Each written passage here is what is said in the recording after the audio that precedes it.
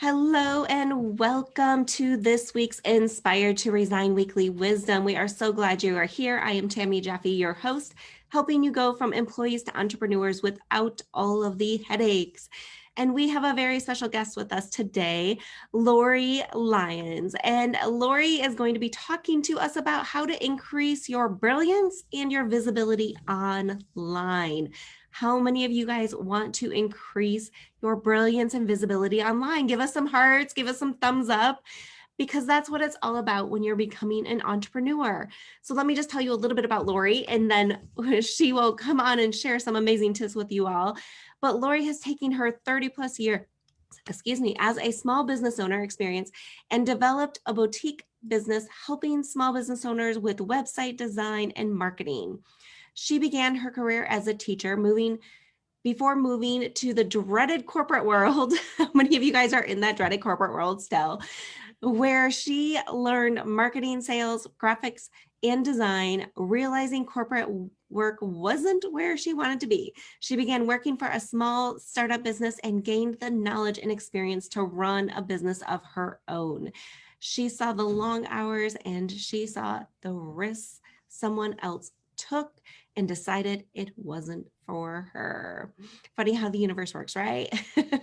When she's not working with her clients to help them build their businesses, she can be found for rooting for the Atlanta Braves, enjoying the antics of birds in her backyard habitat, and sitting by the fire reading trashy novels. Oops, she means professional material. I love that, Lori.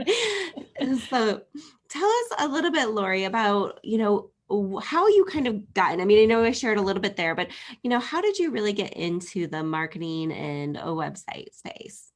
Well, it was really kind of by accident.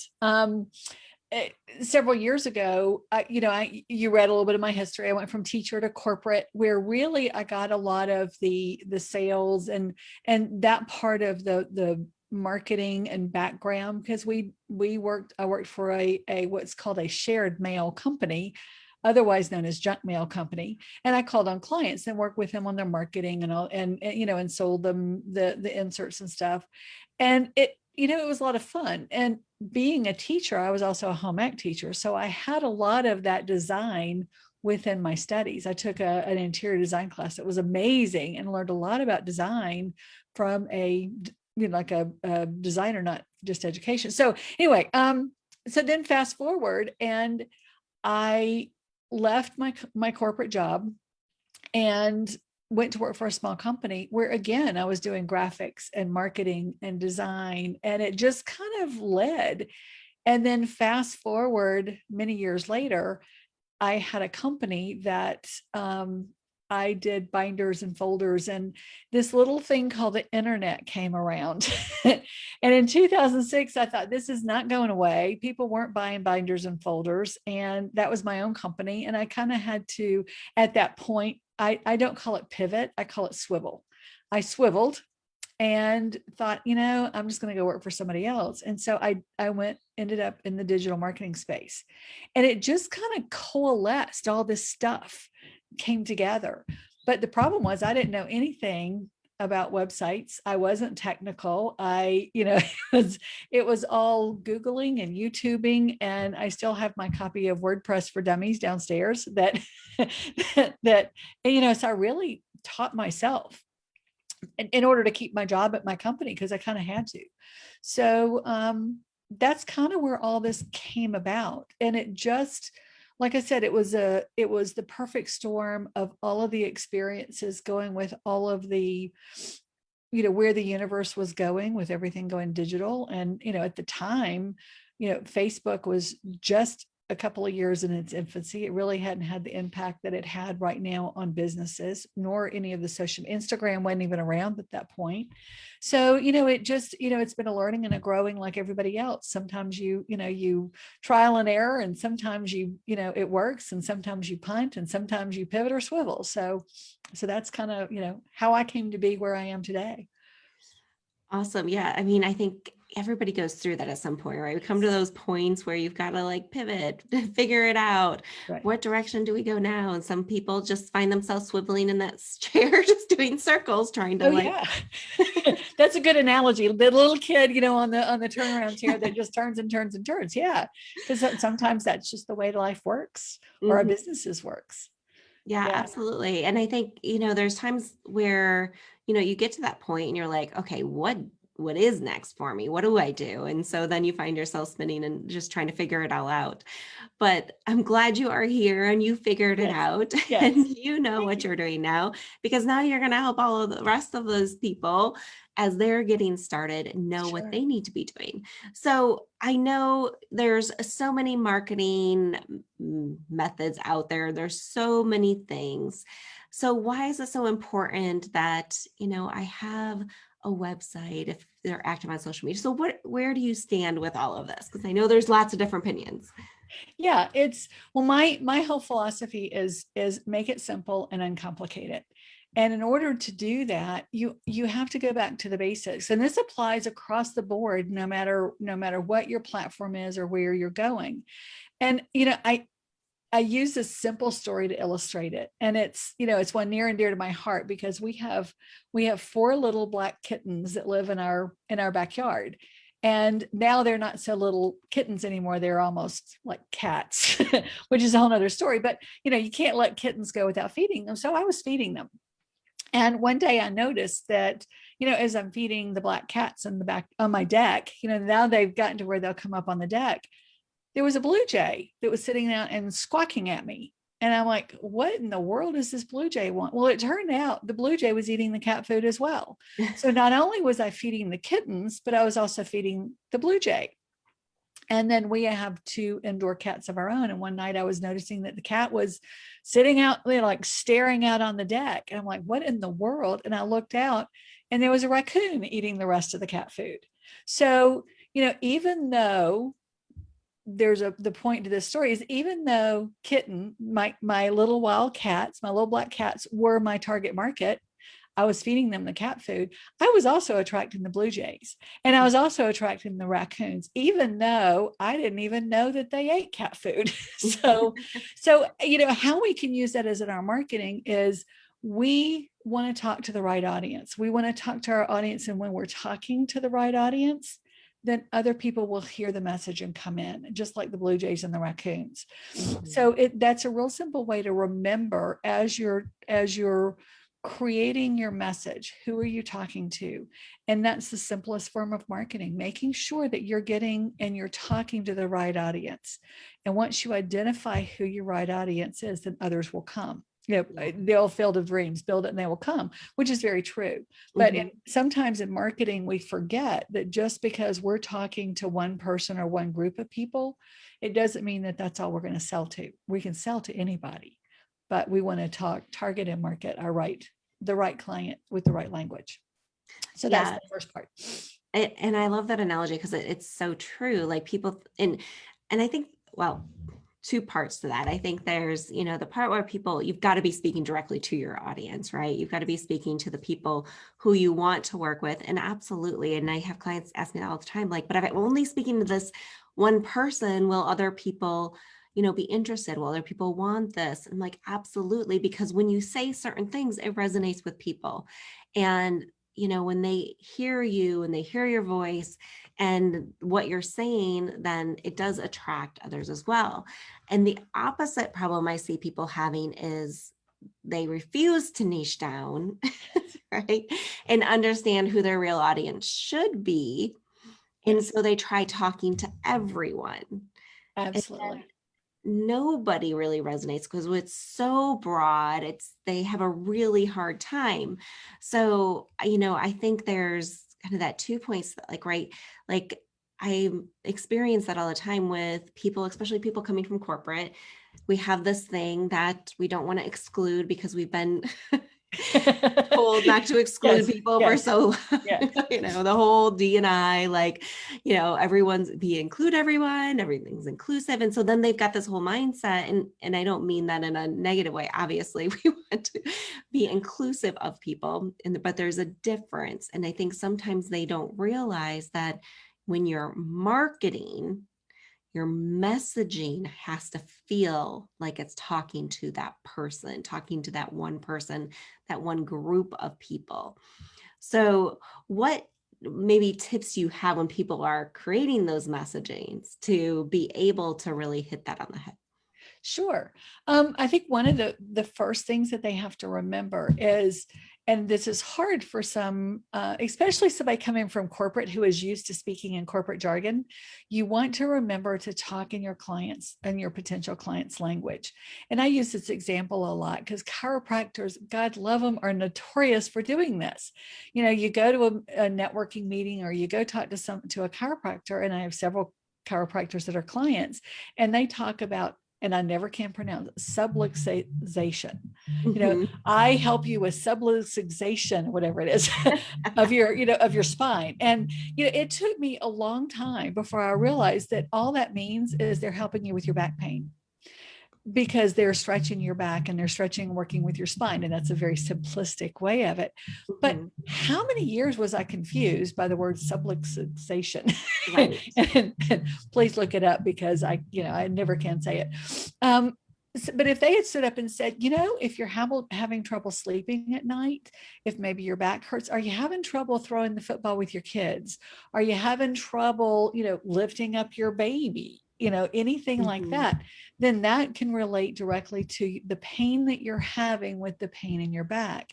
And that's putting that in their client's language. It's also putting it in the problem that they have in their language. So one kind of leads to the other. That if Yes. you're going to talk about in the language that your client or your potential clients are using, then you also want to talk in terms of the problems that you solve for them. So if you're talking in their language and you're identifying their problems, then they're going to be more attracted to you regardless of what the message is, as long as you're talking to their problem. And another good example that I use is realtors. Mhm. Realtors don't just sell you 3 bedrooms and a kitchen and 2 bathrooms. They sell you a school system. They sell your kids' education. They sell a social structure. They sell memories. There's a lot more that they have. And so that's the problem that they solve, even though your clients may not realize that they have that problem. So that's kind of where I go with that. Yeah, absolutely. And I don't even know if I told you, Lori, my husband's a chiropractor. And so Oh. he's like literally in that office. We share an office. No, you didn't. So tell him not to use the word sub. Well, maybe he can Subluxation. say, yeah, Yeah. thank you. No, I don't think I've ever heard that come out of his mouth unless he's Good. taught, like that just, but that's a great point, because I think so many people get caught up in what they do and they use lingo. They Yes. use like the language of what they're taught. And I hear this like the other extreme of like energy workers, and I do energy work, so I'm saying this with love, Yeah. healers and things like that, where they use this like woo-woo language that no one really quite understands what they're saying. Right. And so you have like the two extremes of like, I use lingo that nobody understands, or I use like this like foo-foo, like love language that no one quite gets the point of, right? Right. And so, you've got to find that right balance, because your people are normally not like you, right? You're not trying to, a chiropractor's not trying to fix someone who's another chiropractor. They're trying to, speak to the everyday people. And an energy healer is not trying to heal another energy healer, trying to speak to people who don't necessarily understand energy healing and what it can do. And so I love that, because, it's so critical in what we say and how we say things and what we do Right. and where we go with it. So, where we put this language is important as Right. well, Right. right? So, And I think it's interesting when you have people coming from the corporate world, that maybe mhm, they're staying in that lane, in that swimming lane that they're in, because this is what they know. So all they think about is, well, this is the corporate language that I was taught. And if they're opening that up, then they can't speak in that corporate language, because they're not going to, real people aren't going to identify that unless they happen to have been in that company and maybe they're leaving too. So, and mhm, what are the odds of that? So yeah, it's language is very important when you're talking about marketing. absolutely. And I think the other thing is not everyone experiences it the exact same way as you. So knowing their pain points and knowing where they're coming from. Right. I mean, because, using even like chiropractor example, they're not necessarily the ones that have been in the pain, right? So they haven't Right. experienced it, but they can Right. help you through it. So Sure. understanding the pain points and the things that people are going through are so critical too. Absolutely. Absolutely. So So, yeah. I know one of the things that keeps coming up recently is, do we need a website? So what's your take on this? Do we need websites nowadays? Are they going away? Is social media replacing it? What's your stance? My stance is absolutely you need a website. Trying to be totally objective here, because that's what we do. But here's what I tell my clients when we're or a prospect when we're talking about do they need a website. Your website is the foundation of your marketing. It Mhm. is the whole story. Whereas your social media is just the sound bite. So if I want to find out about you, Tammy, and somebody said, "Hey, you need to go talk to Tammy. She's awesome at what she does," then probably the first thing I'm going to do is look at your social media. But I Mhm. have to look at Facebook. I have to look at Instagram. I have to look at LinkedIn. I have to look at all of these different places and really go search you out to find out who you are and to get your story. Whereas if I just go to your website, it's all right there for me. So I'm going to find out what you do. I'm going to find out the services that you offer. I'm going to find out about your background. And then when I want to go see who you are and what your personality is and kind of, what your brand is, that's what I'm going Mhm. to go to social media and see. So it saves a lot of time sometimes just to go to the website. So that's one of the Yeah. reasons is because this can give you a full picture. The second is, and the percentage changed slightly, but it's about 54% of your potential clients won't do business with somebody who doesn't have a website because a website gives you validity. Anybody can throw up a Facebook page, but to have to put the time and the effort and the budget into a good website means that you're really in business. So it authenticates you, it gives you validity, and it gives your potential clients a place to go. And the last thing is social media is not free. It's free, but it's not free because it costs you time, it costs you energy.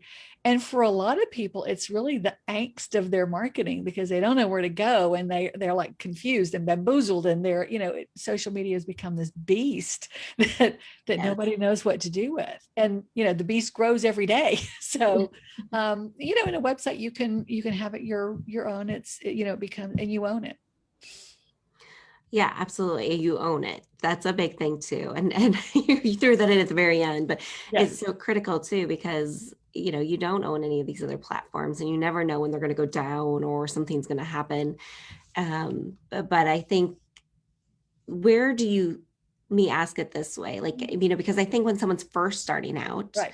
Right. there's a lot they have to do. There's a lot they need to get in place. So Yeah. when's the right time for someone to put a website in place?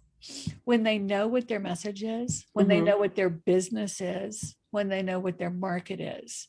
And it doesn't have to be a full blown, 400-page website. Yeah. Put up a simple one pager that Hmm. tells who you are. It tells what you do for people and who you talk to. And it can be very simple. There are lots of good platforms out there that are free.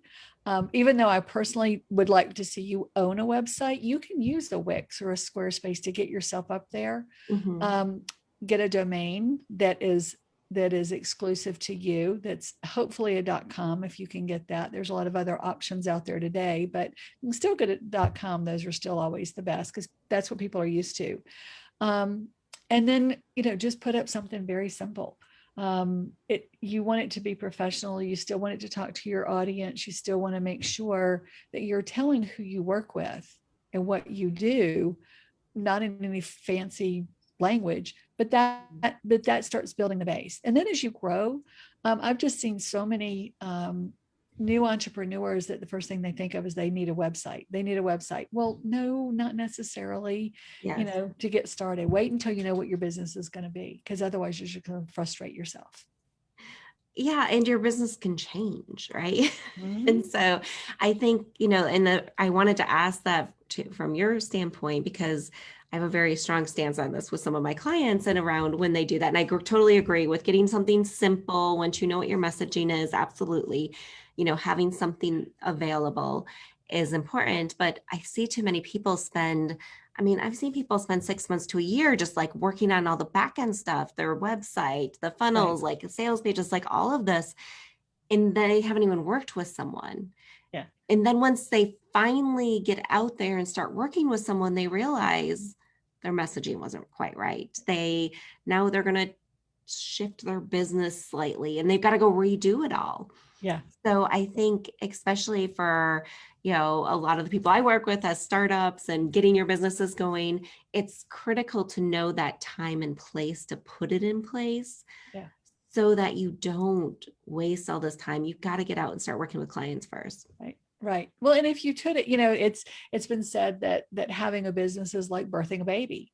So Mhm. you have your baby, you birth the baby, but then, it's kind of I love babies, but they're kind of blobs for a little while they're molding and growing and, Yeah. cooing and, have gas and do all the stuff that Yes. little babies do. But then they start sitting up and then they start crawling and then they start walking. So it's Mhm. when your business is getting between that crawling and walking stage that you really sort of want to look at that, because that's the right time. You Yeah. know what you're doing, you know who your audience is. And, for some, it's a form of procrastination. If they can keep working on that website and keep working on this, then they don't have to go do all the other hard stuff. Yes. So, and that's part of what my job is. I'll call you on that, because it's like, Uh-huh. hey, either you're not, first of all, I don't take clients that aren't ready. But Right. second of all, it's, what are you afraid of? What is the fear behind this, which really gets kind of into the woo woo, but there is Mhm. a truth to that. If you're caught up in, whether you're going to use this color purple or that color purple on your brand, Yeah. it can be a form of procrastination because there's some fear back in there, which is Yeah, interesting. absolutely. It was well said. I'll just leave it at that. I think Yeah. so Been there, many done things. that. Yeah. So let me just ask, what is one mistake that you see so many business owners making with their marketing? um, Going back to not talking to the audience, Mm-hmm. or trying to overcomplicate it and not giving themselves permission to let something flow and work. When you're starting to build your business Mm-hmm. and you go, you find, oh, this is the and I'll use a contact management system. This is the be all end all, and you start putting everything in there and you start putting all your clients in, and you find out, oh, wait, this is, shiny object syndrome. This might be better because this has one thing that this one doesn't have. So they Yeah. move everything around, or they, they're constantly changing their processes and not giving them a time to work, or not having processes for their marketing. So Mm-hmm. there's also a system you want to, like we said, you want to start with your basics. So, work your system, work your process, and give it time to work. Give it time for your message to be out there, and see if your message is working before you get frustrated and say, this just isn't, this isn't the right one, or this isn't it. Yeah. Sometimes it takes a little time and Yeah, patience. and it does. And I think that's where, but you have to be out there actually sharing the message to get the Yes. feedback. Yes. So that's where I think, I'm networking events are not everybody's favorite thing to do, but when you're actually can go talk to people and like see the reaction they get when you say Oh yeah. something, they're like, oh my goodness, I know exactly who you need to talk to, or oh Right. yeah, that's me. Or they're just kind of like, yeah, that's nice, and they walk away. I mean, whether your message is landing like right away. Yeah. And when you pay attention to those things, it's a little bit easier than on a website where you're not getting that direct, immediate Yes. feedback. So then you can take and put those things on your website Yeah. Well, and where, if nobody knows you're in business, Tammy, then a website isn't going to matter. Social media, right. Facebook page isn't going to matter. But yeah, eyes to eyes, toes to toes is, Yeah. and it's funny because I know so many people who say, oh, I hate, hate networking, blah, blah, blah. But now that the world is starting to open up and networking events are starting to happen live and in person, people are like, I can't wait to go. Yeah. So, so I think we'll find a little bit of a different shift, and everybody's ready to get back out and be in Yeah. person, and not just on Zoom. So I think we're going to find it's going to be interesting the next few months as people start doing that and seeing what happens. Yeah, it definitely will be. I know, I'm speaking at a couple conferences coming up that are in person, and it's, some of them have even had to move still because of timing of what states open. Right, right. But you're seeing it for sure and Yeah. seeing things open back up so you can get back out and meet people and speak to people again. Oh, absolutely. Well, I think So, we've learned in the last year or so that virtual has a place, and I think that it's, it's changed enough that there will be a portion of it that's here to stay. But Yes. I'm looking forward to everybody getting eyes to eyes and toes to toes. Yes, I completely agree. It makes a big difference. Yeah. But it's also like, as a speaker, I love this whole virtual thing because I can speak to like 3 different audiences in the same day and not have to leave my space. Right. And wear shorts. Yeah. I don't know that I do that, but I wear my flip-flops.